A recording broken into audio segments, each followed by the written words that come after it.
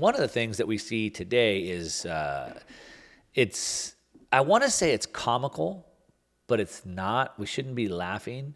But it's sort of like one of those things where like, I told you so, and like now you gotta, like, you made your bed, now you gotta sleep in it, so to speak. And what am I talking about specifically? Well, you know, these are difficult questions and topics to talk about, but I think about the immigration problem that we have in the United States. And when I say immigration problem, that there's a lot to unpack there. Now, one of the greatest problems that the U.S. and every developed nation has right now is depopulation. And not because of Bill Gates or something like that. I'm talking about just we have old people and we're not having enough young people, right? That's a problem. China's got a real big problem. They had 30 years of a one-child policy.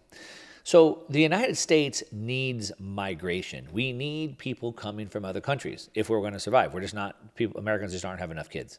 As a matter of fact, we saw we're trying to onshore a lot of new manufacturing, and in Arizona, they're trying to build these new TSMC chip manufacturing plants that are, you know, from Taiwan, but they can't get enough good workers. We just don't have smart people. Everybody wants to be a YouTuber. And so we don't have these people to work at these plants. So we need migrants. We need immigration. But we need good immigrants, right? We need people who are educated and trained to come in. And so we do. The United States is obviously built off immigrants. We have more immigrants in the United States than any other nation in the world.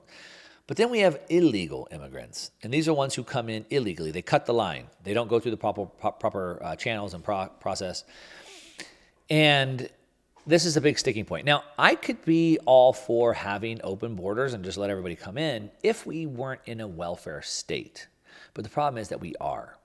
And so we don't just let them come in, but we provide them with all the money they need and driver's license and voting and Social Security that everyone else has paid into, they didn't, all these different things, and that causes a massive problem. Now, you've been hearing about the open border that we have on the south. Trump obviously was trying to close that border. And even though he never actually got it finished, his aggressive stance to the border actually did a lot to deter people from coming. As a matter of fact, during his presidency, a lot of people at the time that had been interviewed had said, why would we even bother going there? We're just going to be kicked out. There's nothing there for us when we get there. And so that worked to deter people. But what we see now with the border policy is like an open invitation for everybody to come in. And of course, this is led by the Democrats and the Biden administration with this policy. And while the people that are affected by this, specifically on the border, Arizona, Texas, et cetera, have been panicking over this, we've seen millions of people coming over across the border. Some people have decided to take steps into their own hands and start to move these illegal immigrants into other areas, one of which is specifically in New York City. Now, it was sort of a little bit of irony this week when we saw the mayor of New York, Mayor Eric Adams, hold a press conference talking about this exact problem. But basically, Eric Adams was talking, and he said, quote, that this issue will destroy New York City. He said that they're getting 10,000 migrants per month, and there's no stopping it. There's no end in sight, which I thought was pretty interesting that he would say that. Here we go. Here's the clip. Support. And let me tell you something, New Yorkers. Never in my life have I had a problem that I did not see an ending to. I don't see an ending to this. Never in his life has he had a problem that he didn't see an ending to. Oh, you mean like closing the border? I mean, come on. You can't see an ending to it? How about not giving them all the free stuff so they stop coming? There might be something there. Let's hear a little bit more. I don't see an ending to this. This issue will destroy New York City. Destroy New York City. We're getting 10,000 migrants a month. One time we were just getting Venezuela. Now we're getting Ecuador. Now we're getting Russian speaking coming through Mexico. Now we're getting Western Africa. Now we're getting people from all over the globe have made their minds up that they're going to come through the southern part of the border and come into New York City. So let's break that down a second. So we just had people from South America like Venezuela, but now we have Russians, Ukrainians. Now we have people from West Africa coming. And what did he say? Through the southern border, because they've made up their mind they want to come to America. So just unpack that. So they're coming through the southern border. Okay, so he can't see a way out. Well, we could close the southern border. Now, why are all these people from all over the world deciding they want to come here? Well, because of the things they get when they come here. So you change the incentive system. You put a couple checks and gateways in, and you solve that problem. Just about a month ago, or it was actually July, so a couple months ago, I flew out to Spain to give a talk at a mastermind event there. And when I was flying back, I was flying from Madrid to back to Los Angeles, and I had to go through El Salvador.